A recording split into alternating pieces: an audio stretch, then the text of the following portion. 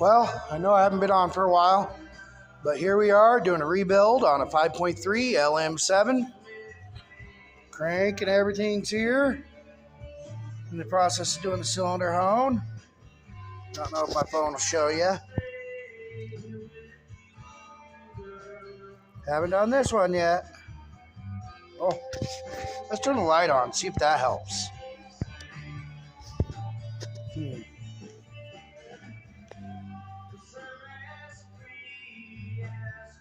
Haven't done that one yet. Did the one on there. Haven't done the ball hone on it yet. But this is fun. Still have to polish this crank up. Crank did measure out good.